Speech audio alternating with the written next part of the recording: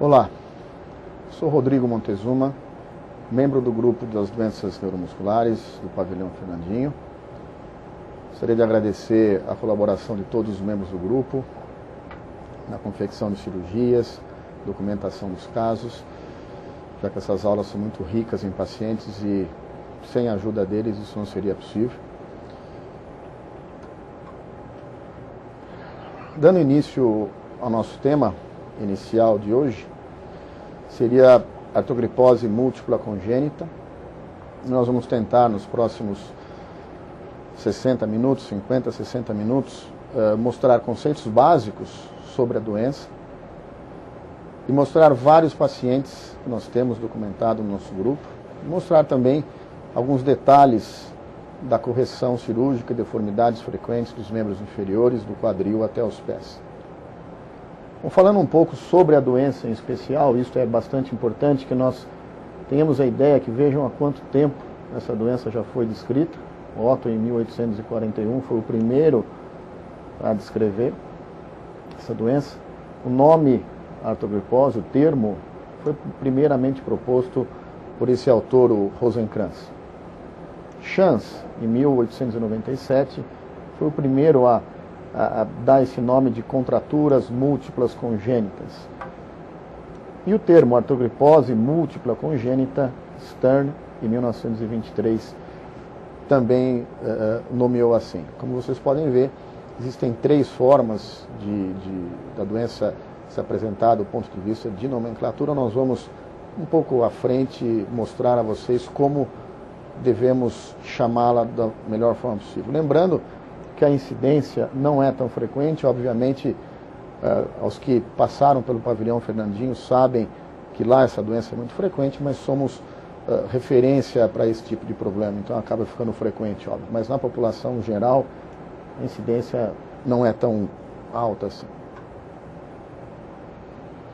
Quais são as características clínicas da doença? Então, principalmente, ela acomete várias articulações, pés, joelhos, quadris, membros superiores podem estar comprometidos. Obviamente, nesta paciente, nessa menina, vocês percebem que o membro superior, o tronco, é completamente preservado. Ela tem um padrão generalizado. Isto é muito importante, é uma doença não progressiva. Veja, por que eu estou dizendo isso, estou frisando que ela não é progressiva. Quando você examina uma criança muito pequena, geram-se várias dúvidas sobre o diagnóstico inicial. Confunde-se às vezes com mielomeningocele, com paralisia cerebral, então neuropatias. Então isso já é um dado bastante importante da doença ser não progressiva. A gente deve prestar muita atenção nisso. A inteligência costuma ser normal e muitas vezes acima da média. Isso a gente percebe bem, são crianças bastante inteligentes, muito espertas, só quem convive com a doença sabe disso. E a maioria das vezes não existe uma genética, apesar de que nós vamos conversar isso, que esse conceito vem mudando e tem mudado nos últimos anos. Só voltando ao dado do não progressiva, veja, o que é não progressivo é a doença em si.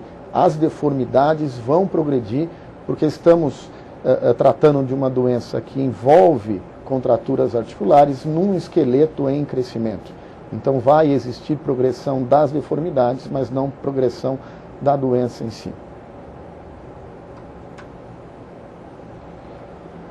Esta publicação da doutora Hall, em 1985, no Clinical Orthopedics, gerou praticamente um divisor de águas no estudo da artrogripose. Esta doutora, ela é pediatra, geneticista e grande estudiosa, com um grupo bastante grande de pacientes sindrômicos, e decidiu fazer essa classificação que vocês estão vendo, baseado num número bastante grande de pacientes que se apresentavam no ambulatório dela. Então, ela os dividiu em grupo 1, 2 e 3. O grupo 1 são aqueles pacientes que têm o envolvimento primário só dos membros. É a artrogripose clássica que nós vemos, como está nessa fotografia dessa menina. Também chamada de amioplasia pela ausência dos músculos. É a artrogripose que nós vamos mais ver na nossa prática diária e que nós vamos abordar aqui na nossa apresentação, na nossa aula. O grupo 2, existe o envolvimento dos membros e outros sistemas, principalmente da face. Nós vamos mostrar algumas síndromes aí para frente que vamos exemplificar o grupo 2. E o grupo 3 seria o envolvimento dos membros e do sistema nervoso central. E um grande exemplo, uma patologia que exemplifica o grupo 3 seria a própria mielomeningocele, que tem contraturas articulares, vocês sabem, a gente já fez uma aula prévia sobre isso, então está aí a mielomeningocele para vocês lembrarem que seria um membro, um paciente do grupo 3. Outra coisa importante, aproveitando a citação da doutora Hall, é que ela foi a primeira a dar alguma noção sobre a herança genética ou as mutações genéticas que dão origem à artrogripose. Então, se vocês tiverem a curiosidade de digitar o nome dela nesses sites de busca, principalmente o PubMed, vocês vão ver que existem muitas publicações sobre o assunto, sobre o estudo genético da artrogripose. A mioplasia é a forma clássica, é o tipo 1 que nós vamos ver. Ela tem uma face típica, tem uma deformidade nos membros, principalmente, isto é, pode haver comprometimento dos 4 membros, pode haver só do membro superior ou do membro inferior. Aqui está a estatística. A maioria dos pacientes tem envolvimento duplo, membro superior e inferior, 43% só dos membros inferiores, um número bastante reduzido de pacientes só dos membros superiores. Isto é bastante raro. De novo, lembrando, tem uma inteligência muito normal, todos eles são bastante inteligentes, espertos. Normalmente tem história familiar negativa, isto é, não existe a presença de outras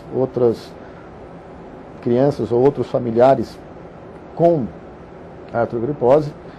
E lembrar que o termo foi dado exatamente pela ausência dos músculos, a ausência da formação muscular, e quando nós fazemos cirurgias nesses pacientes, nós notamos que existe uma substituição gordurosa dos músculos, uma coisa bastante interessante e obviamente nefasta para o prognóstico desses pacientes. Lembrando da artrogripose distal, essa sim tem uma herança autossômica dominante e só tem comprometimento de mãos e pés. Isto é, isso é muito frequente haver o não diagnóstico de artrogripose e ter deformidades isoladas. Quer dizer, é muito importante examinarmos o paciente como um todo. Tem comprometimento pés, dedos e mãos.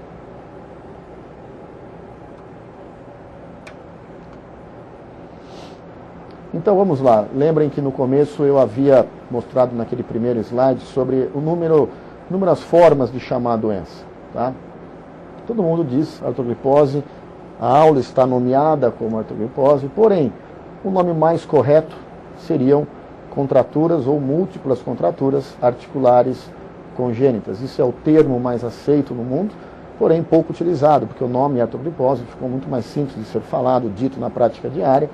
Mas o nome correto seriam as múltiplas contraturas articulares congênitas, e a grande justificativa é que isso é um sinal clínico, já que a doutora Hall nos mostrou que existem várias síndromes agrupadas na artrogripose, e é por isso que ficariam como um grupo de síndromes, de pacientes com síndromes, e todas têm um denominador comum, as contraturas ou as deformidades articulares congênitas, e isso seria a denominação correta.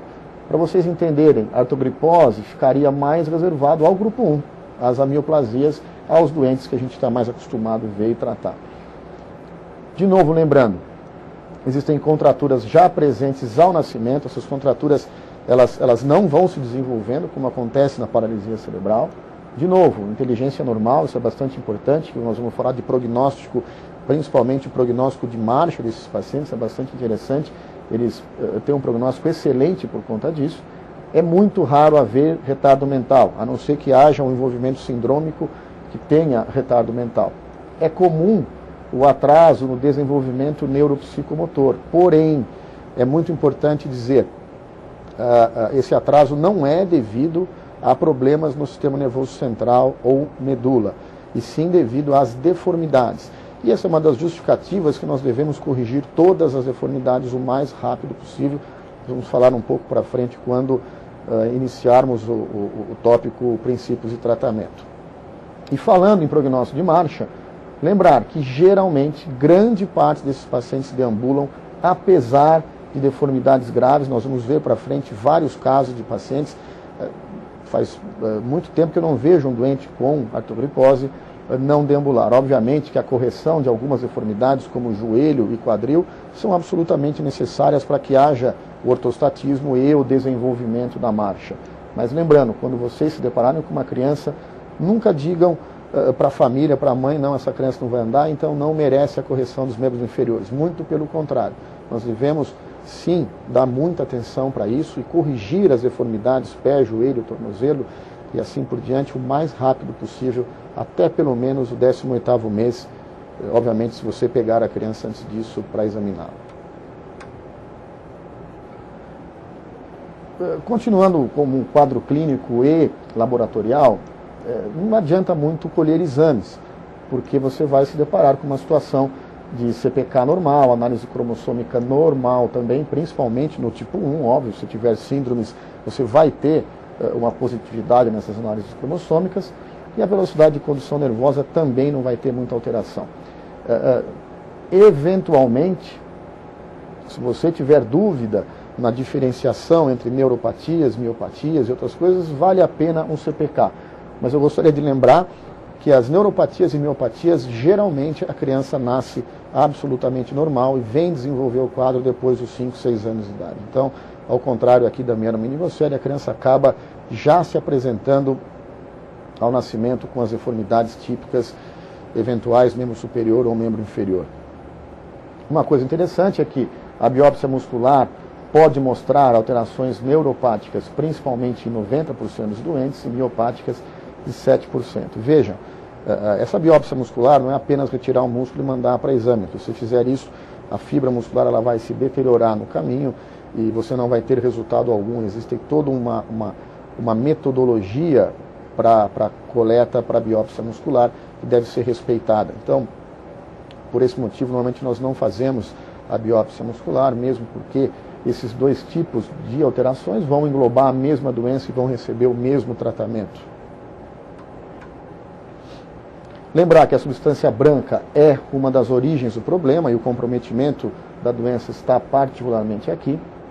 Lembrar que isso aqui é frequentemente questão de prova no exame escrito do título para obtenção do título da Sociedade de Ortopedia e Traumatologia. Vamos lá. Vamos nos ater um pouco aqui aos princípios do tratamento. Isso é bastante importante, não só importante na resposta de uma prova, alguns de vocês, obviamente, estiverem assistindo, vão fazer agora no final do ano, mas para o nosso dia a dia. Antes da gente iniciar a abordagem das articulações em separado e que cirurgia vamos fazer, qual o tratamento, se cirúrgico ou não, esses princípios devem ser absolutamente respeitados. Então, primeiro, liberação precoce das partes moles. Por quê? Quanto mais passa o tempo, meses, 2, 3, 4, 5 anos, as articulações vão se deformando e as correções de partes moles vão ficando praticamente impossíveis. Vão havendo adaptações, vamos supor, o joelho vai ficando achatado em flexão, você não consegue mais, através de liberação de partes moles, fazer a correção. Então existe a necessidade de osteotomias, que a cirurgia fica, obviamente, maior, com maior morbidade, mais sangramento. Existe uma necessidade de fisioterapia contínua. Esses pacientes, para evitar recidivas, é necessária uma fisio contínua. Quando você fala em artrogripose, aborda o paciente, a família, a primeira palavra que vem na cabeça são as recidivas. É muito frequente esse paciente, até o fim do seu crescimento, o fim do crescimento esquelético principalmente, haverem recidivas, isto é, a necessidade de outras correções. A fisioterapia e o uso das órteses pode reduzir isso, obviamente que isso tem que ser de uma forma bastante intensa e contínua. Como eu disse, as osteomias corretivas esperem recidivas. O ideal é somar liberação precoce de partes moles e, quando necessário, fazer as osteomias para exatamente evitar as recidivas. Então, esses são princípios bastante importantes que nós devemos lembrar antes de continuar o tratamento. Outro ponto importante nesses princípios. Se você pega o paciente recém-nascido, ou primeiros 6 meses, tem a oportunidade de examiná-lo logo no início dos primeiros meses de vida, outra coisa importante. As correções, quando indicadas, óbvio, isto é, quando existem deformidades fixas do joelho, pés e quadris, o nosso limite seriam 18 meses. Por que 18 meses? 18 meses é a idade do início da marcha. Então, lembra que eu falei que existem alguns pacientes que estão limitados do ponto de vista de desenvolvimento neuropsicomotor, que as crianças demoram para andar, e um dos motivos é isso. Existe uma demora nesses procedimentos cirúrgicos ou na indicação achando que tem que esperar por algum motivo. Muito pelo contrário, você deve, assim que possível, fazer todas as correções. Outro ponto importante, essas correções devem ser feitas ao mesmo tempo no centro cirúrgico ou esses procedimentos devem ser condensados. Exemplo, se você tem um paciente como esse que precisa correção nos joelhos, nos pés e nos quadris, tente fazê-los de uma vez só, num tempo cirúrgico só. Ah, não dá, a criança é muito pequena, não temos UTI. Tudo bem, interna o paciente, faz um dos lados, espera 10, 15 dias, faça o outro lado. Obviamente, o ideal para o tratamento cirúrgico desses pacientes é exatamente uma equipe multidisciplinar e uma equipe de médicos treinados para fazer essas cirurgias, para que tudo possa ser feito num tempo cirúrgico só, e alguns pacientes, se tiver UTI pediátrica, seria até ideal no pós-operatório. Se vocês notaram, a gente já está falando em tratamento cirúrgico, nós nem discutimos muito se vamos não operar. Por quê? A não cirurgia, as manipulações, a fisioterapia, infelizmente, não surtem efeito. E as órteses também não. As liberações cirúrgicas precoces, com osteotomia ou sem osteotomia, partes moles, são absolutamente necessárias. Essas manipulações, normalmente, podem dar certo parcialmente nos pés tortos, porém, quadris e joelhos não são passíveis de tratamento fisioterápico. Esses pacientes têm deformidades rígidas e as cápsulas estão bastante contraturadas, encurtadas, então existe uma necessidade do tratamento cirúrgico. Obviamente que isso tem que ser aliado ao acompanhamento fisioterápico, com órteses, para que a marcha apareça, isto é, para que tenha marcha. É muito importante essa união entre cirurgia precoce, condensar os procedimentos, muita fisioterapia, as órteses, para que você tenha a possibilidade da marcha. E agora vamos começar especificamente falando de algumas das articulações. Vamos começar pelos quadris. Só gostaria de voltar um slide para a gente estabelecer uma outra coisa importante. Falando um pouco desses princípios de tratamento, outra coisa interessante, a gente deve examinar esses pacientes sempre de proximal para distal, do quadril, joelho, pé. Por quê? A nossa decisão cirúrgica deve ser feita dessa forma também, isto é, de proximal para distal. Examina o joelho, examina o quadril e o pé. Quando você for decidir liberar o joelho, fazer uma cirurgia, vamos supor que o doente tem uma deformidade em flexão, você não deve fazer o joelho sem fazer o quadril, acho que é por questões óbvias. O doente vai ficar com o quadril fletido a 70 graus, o joelho esticado a 0, ele vai recidivar o joelho, isso é uma coisa bastante óbvia. Então essas duas articulações devem ser abordadas no mesmo tempo. Primeiro o quadril, libera a flexão do quadril, se houver, óbvio, e depois o joelho. Tá? Vamos progredir. Falando um pouco dos quadris. Quando abordar o quadril do ponto de vista cirúrgico? E ainda assim com muita discussão. Quando for unilateral.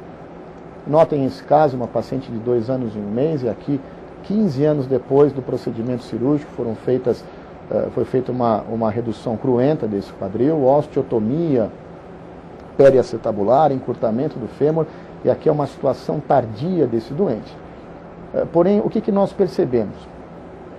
Dados da literatura e, obviamente, experiência pessoal do grupo, é que mesmo os doentes que ficam com o quadril luxado ou os doentes operados, como é esse caso aqui, eles não têm sintoma. Qual é o problema de deixar um quadril luxado unilateral? É o encurtamento. Obviamente que se você assumir que vai ficar encurtado, a sua opção é, assim que der ou em tempo, fazer a compensação cirúrgica da desigualdade de comprimento, através de epifisiodésios contralaterais ou até os alongamentos. Se esse encurtamento for maior que 6 centímetros, a gente já sabe, deve ser indicado os alongamentos, principalmente na tíbia, para que haja uma compensação. Isso é bastante importante. Se você assumir que vai deixar esse quadril luxado e não vai mexer, sabendo que o resultado final, cirúrgico ou não, do ponto de vista de dor, não vai mudar, você deve, no tempo certo, obviamente, quando der, a gente sabe que existe toda uma indicação para equalizar os membros inferiores, fazer no tempo certo. Uma outra coisa bastante importante, lembre, nós estamos tratando de uma doença que tem contratura e rigidez articular e deformidades. Se você abre essa articulação, mexe na articulação, você vai gerar mais fibrose e mais rigidez. Então esse é um dos motivos que muitas vezes deixar o quadril luxado é melhor, se ele for bastante móvel. Essa é uma das indicações de não mexer. O quadril está luxado, bilateral, unilateral, você pode deixar ele luxado, principalmente se ele for móvel. Muitas vezes você acaba gerando um quadril reduzido, muito bem posicionado, uma radiografia com parâmetros excelentes, porém rígido. Tá? Então lembrem-se disso, se está tratando de uma doença que o próprio nome já diz, contraturas articulares múltiplas congênitas ou artrogripose. Essas articulações tendem a ser rígidas ou ficarem mais rígidas durante o tempo. Aqui usando mais um exemplo, veja, inicial, quadril luxado, quadril direito subluxado, e vejam que coisa interessante, o lado direito ficou numa posição bastante satisfatória, desse lado foram feitas apenas liberação de partes moles, adutores, psoas, adutor longo e curto, e o lado esquerdo foi feito todo o procedimento de reconstrução. Nós preferimos as osteotomias periacetabulares ao Salter, a redução cruenta, encurtamento femoral, é um resultado radiográfico bastante interessante. E lembrando novamente que se você resolver deixar esse quadril luxado, você não está completamente errado. A incidência de dor é bastante baixa. E lembrando que se ele for rígido, se tiver muita rigidez, não mexa, ele vai ficar mais rígido ainda.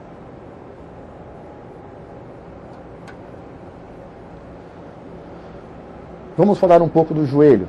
E as deformidades do joelho, elas têm uma característica bastante interessante, é que elas sim geram bastante limitação para a marcha. Então, se você retardar muito a correção dessas deformidades no joelho, você com certeza vai ter problemas para que a criança comece a andar. E notem esse lado direito desse paciente, uma deformidade em flexão bastante grave, e uma deformidade em flexão e abdução e rotação externa do quadril ipsilateral. E vamos lembrar de novo, essas deformidades têm que ser corrigidas no mesmo tempo cirúrgico. Você não pode abordar essa articulação sem abordar essa, isto é, corrigir esta flexão e a extensão do joelho, conseguir a extensão do joelho.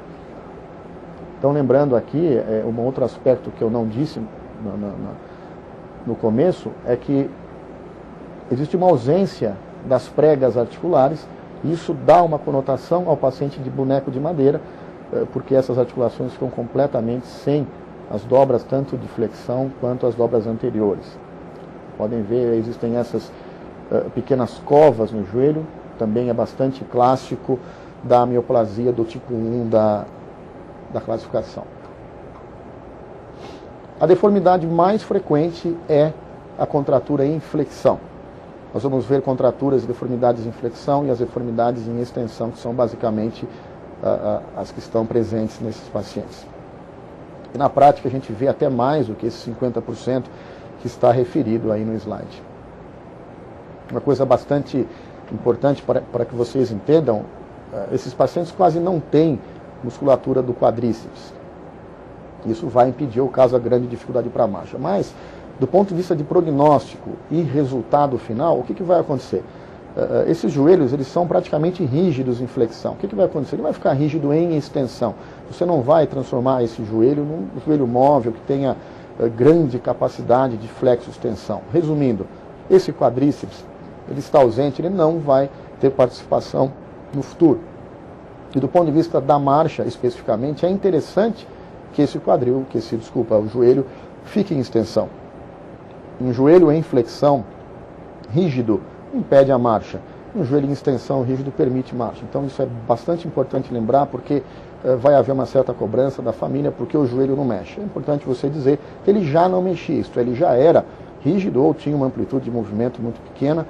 A sua função é manter essa amplitude pequena, porém num arco de movimento em extensão.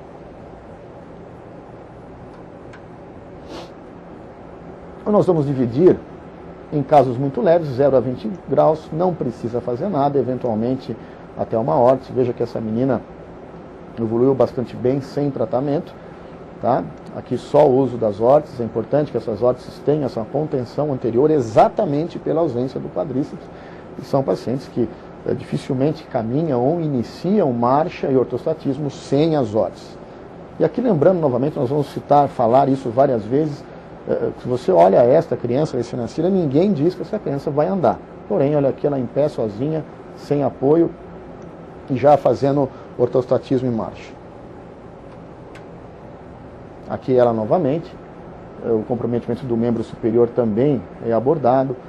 Não é nosso objetivo hoje aqui falar do membro superior, porém, lembrando aqui, ela já com as órteses em pé. Progredindo na classificação, leve, 20 a 40 graus. Isto já exige uma liberação de partes moles. Veja, se você tem uma deformidade maior do que 30 graus, fica praticamente impossível colocar órteses. Tá? Você não vai conseguir colocar órteses. Esses joelhos não respondem bem às manipulações incruentas com aparelhos gessados. Você deve, sim, procurar fazer a liberação de partes moles. Porém, isso deve ser o quanto antes possível dentro da idade do paciente. Quanto mais velho for o doente, maior a necessidade da osteotomia associada.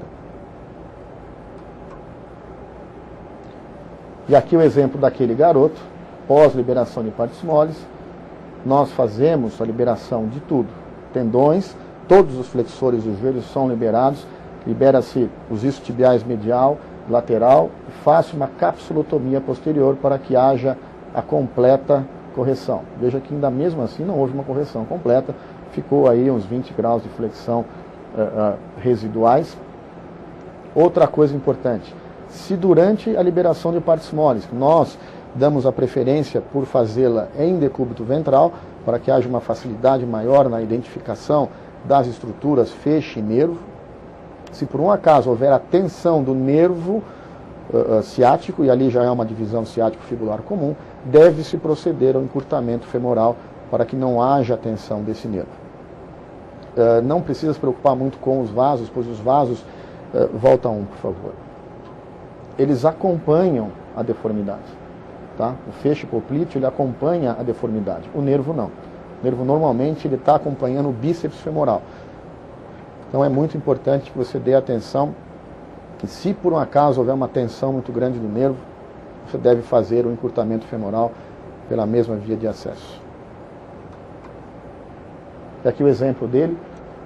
Veja que existe uma grande hipertrofia do membro superior e do tórax, já que o membro superior dele não é comprometido. E outra coisa muito importante é a presença das órteses da fisioterapia para que haja a possibilidade desse paciente andar e ter marcha. Deformidades moderadas, 40 a 60 graus. Então nós fazemos as liberações posteriores do joelho e face gestos seriados no pós-operatório. Com muito cuidado com esses gestos seriados para não haver a subluxação do joelho, mas a gente prefere fazer da seguinte forma. A gente prefere deixar esse joelho corrigido já no centro cirúrgico, isto é, não terminar a cirurgia com 30 graus, né? Sair de 60 e ir para 30, e sim terminar a 0 grau de flexão, ou tentar o 0 grau, mesmo que haja necessidade de alguma osteotomia. Tá? Nas deformidades graves, a osteotomia femoral de extensão, encurtamento ósseo, isso é bastante clássico, porém, ele apresenta um grande problema, a recidiva. Tá? A taxa de recidiva é bastante alta. Vejam que essa osteotomia, ela, do ponto de vista de eficácia inicial, ela produz uma correção absolutamente completa, gera-se essa deformidade em baioneta, porém isso, do ponto de vista funcional final, não tem problema. O doente vai usar órtese e caminhar, ficar em pé, isso com extensão, flexão. Lembrem que esse quadríceps não funciona, então não tem problema deixar nesse valor de hiperextensão. Veja que está quase 90 graus de hiperextensão. Porém, qual é o problema? Esse é um esqueleto em crescimento, essa fise vai voltar para essa posição. Não tem jeito. Uma questão de tempo, 2, 3 anos, vai haver a retificação do fêmur. Lembrem, você está fazendo uma osteotomia numa região da metáfise, distal, perto da fise e no maior plano de movimento dessa articulação. Então, lembrando das leis de Blount e das fraturas em crianças, isso vai remodelar, ainda mais em crianças muito jovens. Isso é uma coisa que precisa ficar bastante claro para todo mundo. No pós-operatório, deve haver o acompanhamento com órteses, principalmente as órteses cruropodais, como você vê nesta menina. Alguns casos, se tiver um pouco de movimento, permitir uma órtese com o joelho articulado, mas só se tiver movimento. Se não houver, deixa a órtese rígida mesmo, que já é o suficiente para o paciente andar. E ela deve ser usada em tempo integral, isso é extremamente importante. A órtese, basicamente, tem duas justificativas e duas indicações. Permitir marcha, isto é, dar estabilidade para a articulação, e evitar recidivos, isso é muito importante. E aqui um exemplo, vejam esse garoto, a gravidade dos comprometimentos, membro superior, membro inferior, e ele, depois de várias tentativas de osteotomia de extensão, ainda mesmo assim terminou com esse joelho ainda em flexão, esse aqui um pouco mais esticado, um pouco mais corrigido, praticamente 0 grau. Porém, esse lado esquerdo todo foi muito problemático, nós vamos falar dele na frente, mostrá-lo novamente no tópico do pé, tá? Mas o joelho, houveram várias recidivas. De novo, lembrando, veja ele, apesar de todas essas deformidades, andando sem apoio algum. E aqui mostrando isso que eu disse, olha aqui, isso teve osteotomias, esse fêmur distal. Veja como ele remodelou praticamente 100%. E aqui no pós-operatório de 5 anos e 6 meses, como eu disse, existe uma tendência fisiológica do crescimento da fise ser ortogonal ao eixo longo da diáfise. A fise não vai crescer para cima nunca, ela vai tentar crescer sempre nesse eixo. Aqui um outro exemplo, essa garota tinha uma deformidade de inflexão grave no joelho, osteotomia de extensão, liberação de partes moles. Vejam ela deambulando, adaptada, mesmo com esses cotovelos em flexão, às muletas. Aqui ela novamente. Vejam aqui as cicatrizes da liberação posterior. Outra coisa que deve ser lembrada, se você fizer uma incisão longitudinal cruzando as pregas, lembre-se de fechar em Z, porque até a pele está curta. Ou já faz a abertura em Z, tá, com a zetaplastia. Eu particularmente prefiro fazer a incisão longitudinal e, ao fechar, fazer a zetaplastia para promover também o alongamento da pele. Isso é uma coisa bastante interessante de ser feita. Aqui outro exemplo, pós-operatório já tardio, de uma criança com correções através de liberação de partes moles e osteotomia de extensão. E aqui outra doente, vejam a cicatriz, o que mostra isso aqui? Várias cirurgias, várias tentativas de osteotomia de extensão, e ela terminou realmente bastante estendida, um joelho apto para vestir órteses, tá? E ela já numa fase tardia de pós-operatório. A única coisa que realmente nos deixa um pouco preocupado é essa obesidade que acaba acontecendo, assim como na mielomeningocele, principalmente nas mulheres, nas meninas, um aumento bastante grande do peso. Isso não é bom para as articulações que já não são normais.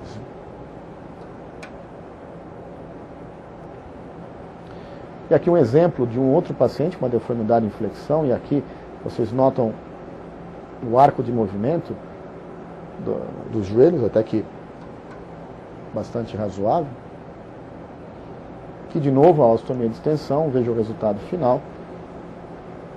E vejam que já está começando a remodelar, e vejam ela com a órtese, 2 meses já existe a consolidação. Esta foto é um pouco antes da retirada dos fios, quando levamos a paciente para o centro cirúrgico fazer essa retirada. Bem, lembrando um pouco, só vamos lembrar aqui, eu sei que o slide está em contratura de extensão, mas vocês devem perguntar, existe a opção da não osteotomia? Existe.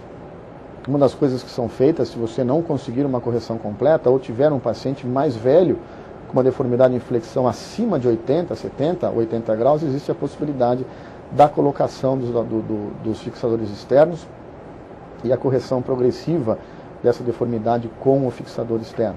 Tá? Lembrar que existe uma necessidade de uma avaliação psicológica prévia da família e do paciente para ver que doente está apto à colocação desses fixadores externos, porque a correção lá é progressiva, precisa mexer todo dia no aparelho e existe todo um envolvimento psicológico de repulsa em cima desses fixadores externos. Então, antes de colocá-los, é extremamente necessária esta avaliação. Indo em frente, a contratura em extensão, aproximadamente 20% dos casos, na nossa estatística até bem menos, geralmente ela é bilateral e vejam, quando a gente olha essa criança, a gente não sabe nem o que está acontecendo direito. Se é extensão, flexão, vejam que o pé juntamente está com uma deformidade bastante grave, um pé cavo-varo muito grave. Então, esse fêmur tem uma rotação externa, e nós estamos vendo aqui a parte posterior, né? A prega posterior, isso não é anterior, e aqui também, rotação externa, hiperextensão dos joelhos. Uma deformidade bastante grave, e isso sim também é muito incapacitante para prognóstico de marcha, deve ser corrigido.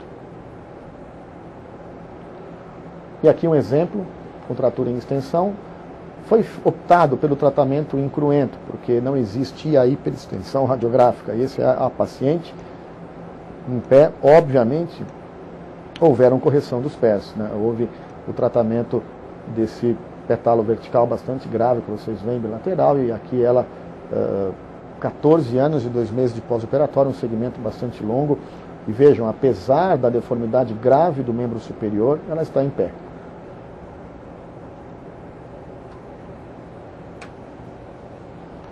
O tratamento cruento, isto é, o cirúrgico, ele é feito assim que possível. Nós fazemos o alongamento do reto femoral com uma zetaplastia e a quadrícepsplastia, isto é, a sutura desses 2 cotos do Z. E, se necessário, quase sempre é a capsulotomia anterior do joelho. Veja gravidade, a deformidade bastante grave e o envolvimento dos pés junto. O membro superior foi preservado, pelo menos alguma coisa. E aqui mostrando a técnica, tá? Se vocês olharem essa figura, mostra uma via anterior que nós fazemos. Aqui já vê os 2 côndilos, o sulco intertroclear, o coto distal do ligamento quadricipital e o coto proximal. Aqui já é o tendão, tá? O ligamento patelar. Aqui o coto do tendão do quadríceps. Aqui já foi feita a capsulotomia anterior, que normalmente é necessária para que os 2 côndilos tibiais entrem na região inferior dos côndilos femorais. Tá? E aqui, ao final, a sutura laterolateral, ou um sobre o outro, das bandas do quadríceps. Vejam, vocês devem estar se perguntando, e a rótula, o que nós fazemos com a patela? É simples, nós partimos a patela ao meio, normalmente a patela que fica sobre o sulco acaba se desenvolvendo e o outro pedaço acaba sendo reabsorvido por não ser utilizado. Então, muitas vezes, como a deformidade é muito grave, existe a necessidade de uma longa incisão longitudinal e junto com ela vem a rótula. Então, não tem problema, partam a rótula no meio, ela é um núcleo de ossificação, ainda não existe osso dentro dela, é só cartilagem.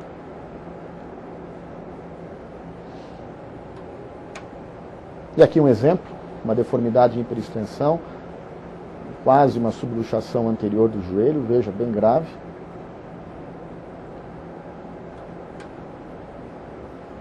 E aqui a situação de pós-operatório de 7 anos, mais à frente nós vamos mostrar esse caso bastante interessante desse garoto. Teve um resultado bastante satisfatório, porém, vejam que essa tíbia continua subluxada anterior, apesar do resultado funcional ser extremamente excelente. E aqui ele em pé, as incisões das quadriciplastia, foi feita uma correção no pé direito também, porém notem a flexão do joelho, bastante satisfatória, e a extensão, ele fazendo a flexão ativa. Óbvio que esse menino tem um comprometimento mais distal, era um caso de bom prognóstico, porém tinha uma deformidade bastante grave. E aqui ele novamente fazendo a extensão. Aqui outro exemplo, esta garotinha, foram feitas as liberações anteriores. Outro exemplo,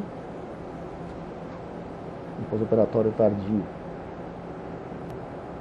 E aqui ela novamente, 6 anos e 5 meses de pós-operatório. É muito importante lembrar que não basta fazer o tratamento cirúrgico correto, eficiente, você ser um grande cirurgião, se você não faz o pós-operatório correto.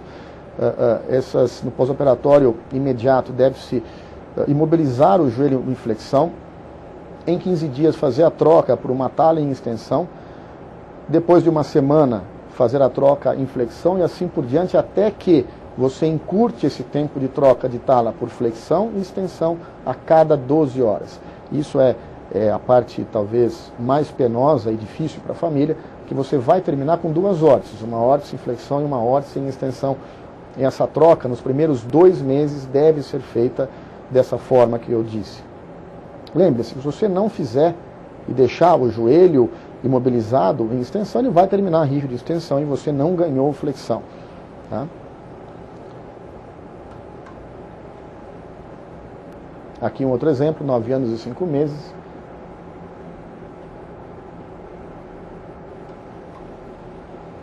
E aqui mostrando o caso daquela menina, 1 ano e 8 meses, deformidade grave em extensão, obviamente que a marcha fica bastante prejudicada. E aqui ela, 13 anos de pós-operatório, é uma coisa, a gente olha até hoje essa fotografia e não consegue entender como é que ela faz tudo isso de flexão. Uma coisa interessante que ela tinha deformidades nos pés, como vocês viram no slide anterior, e foram feitas várias correções e chegou nessa situação já praticamente adulta, e ela não queria mais mexer nos pés, porque terminou com uma deformidade em equino residual, e a gente acredita que como ela já estava usando alguns sapatos com salto, ela quis ficar com essa deformidade em equino. Mas veja o longo tempo de sedimento e a grata satisfação de ver um joelho completamente fletido. Aqui outro doente, uma deformidade, talvez uma das mais graves que nós tenhamos no nosso grupo, e vejam que quando a gente olha esta radiografia, a gente já não consegue entender o que é, né? Porque aqui está o fêmur distal, e aqui estaria a tíbia proximal, mas o que parece é que isso está em perfil, isso está em frente. Esse paciente, ele é um dos pacientes do grupo 2, ele tem a síndrome de Larsen, ele tem uma frouxidão capso-ligamentar bastante importante aqui, vê deformidade no pé, esse quadril está luxado também, e além da contratura em extensão, ele tem frouxidão capso-ligamentar, quer dizer, foi um joelho bastante difícil de se resolver. E aqui o pós-operatório, 1 ano e 3 meses.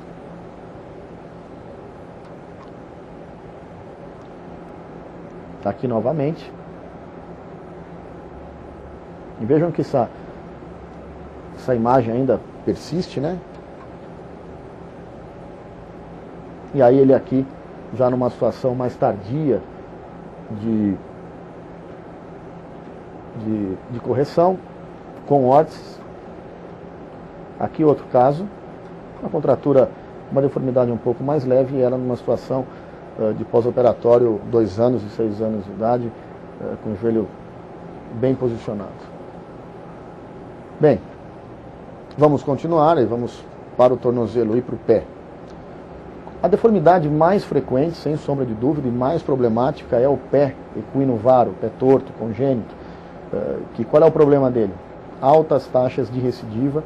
Além disso, qual a diferença, a grande diferença desse, ou as diferenças desses pés para os pés tortos idiopáticos, aqueles que são isolados do pé? Essa deformidade, além de ter mais recidiva, ela é uma deformidade muito mais grave, É uma deformidade mais rígida e talvez por isso a taxa de recidiva seja tão elevada. Uma outra coisa que só quem já manipulou um pé desse percebeu, esses pés são menores, são pés pequenos em relação ao segmento da perna, o que torna o processo de correção, as manipulações seriadas no gesso muito complicadas.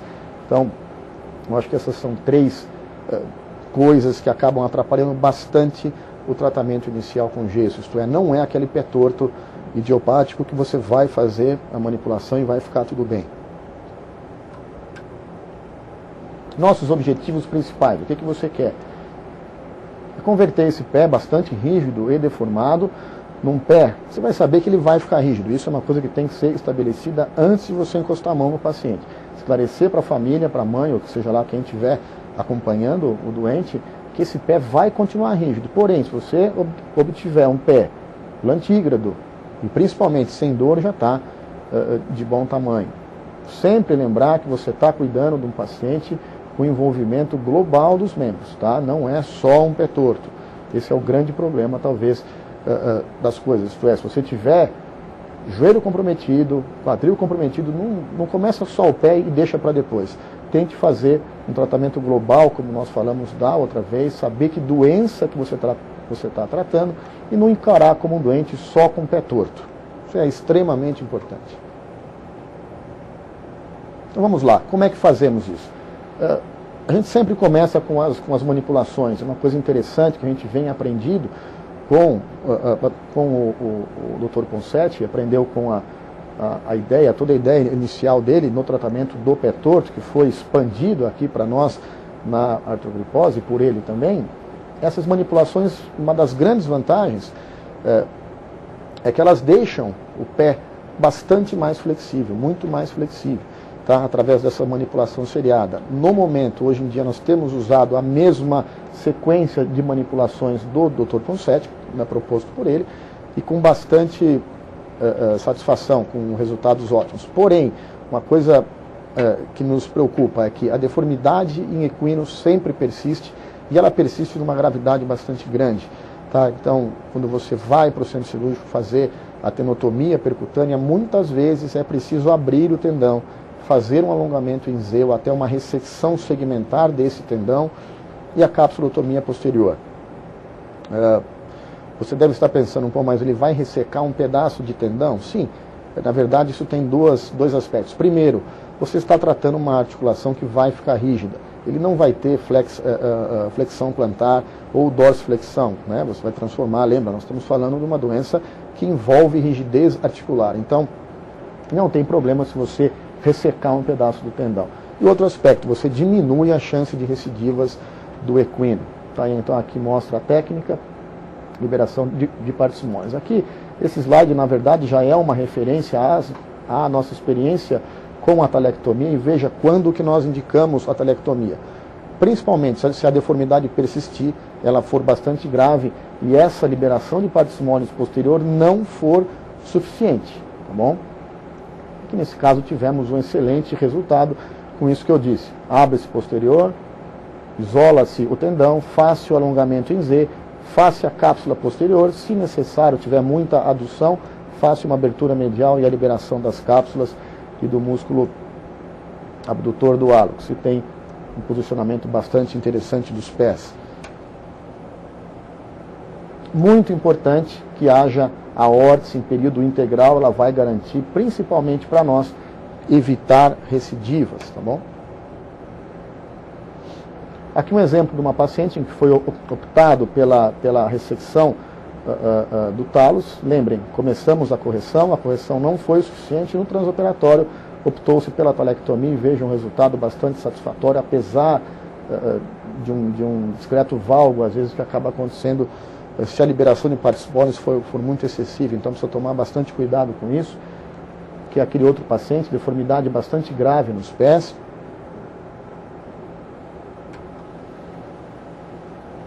E aqui ela numa situação de 4 anos e 6 meses já de pós-operatório, com órtese, pés plantígrados.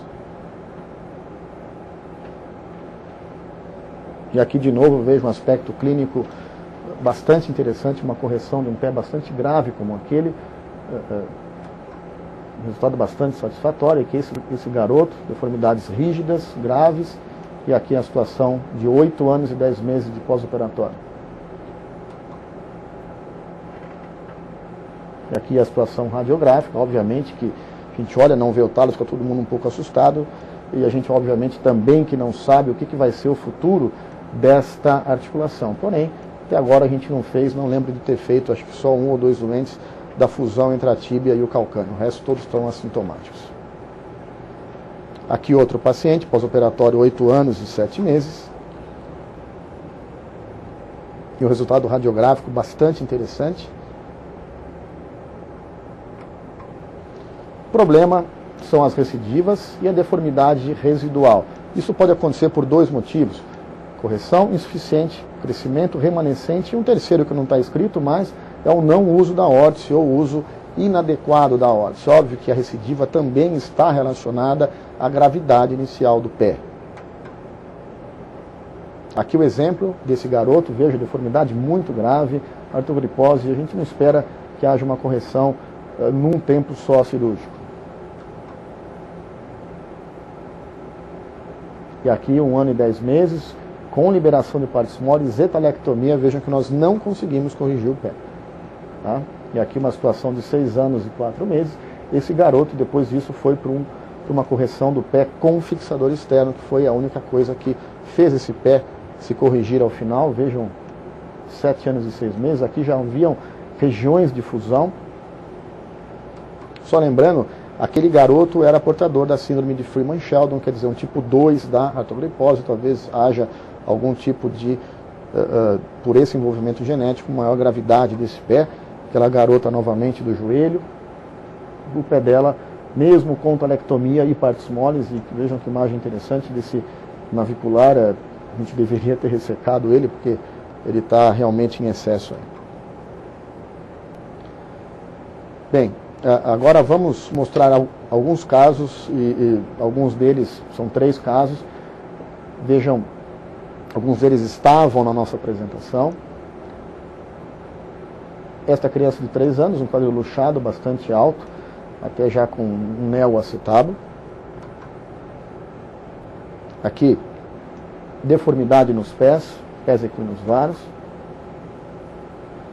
E nós optamos pela reconstrução do quadril. Vejam que nós usamos uma ostomia periacetabular, né? Não foi o salto, nós usamos uma acetabuloplastia. A gente costuma usar ou Pemberton ou a ostomia de Dega. Tá? E esse enxerto grande, vocês estão vendo aqui, veio aqui desse encurtamento femoral. Um resultado radiográfico bastante satisfatório, inicial, óbvio. Nos pés também foi optado pela liberação das partes moles e a talectomia. Vejam, um resultado satisfatório também do ponto de vista radiográfico. Aqui a radiografia de frente.